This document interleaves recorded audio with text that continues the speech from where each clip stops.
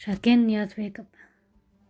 Бұл есім құлағыңызға жағымды немесе таныс естілген шығар. Бұл есімді сізге мектепте талай жаттатқан. Бұл мемлекеттік тудың авторы Шәкен Ниязбеков.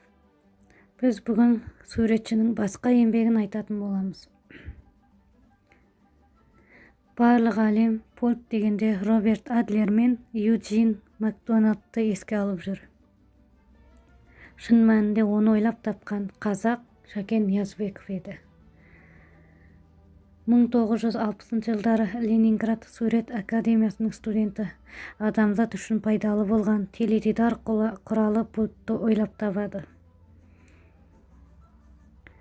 КСРО-ның таң қалдырған бұл затын алып студент Шәкен 1964 жылы Чехословакияға өнертапқыштар байқауына барып көрсетіп бас жүлде алады.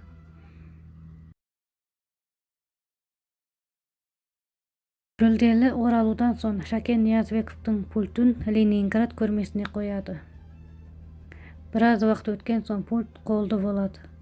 КСРО мемлекеттік қауіпсіздік комитеті тергеу жүргізіп істі тексерген нәтижесінде пульт ұрлағандар жапон шпиондары екені белгілі болады. Айыбын мойындаған жапондар 20 000 рубль төлеп құтылады.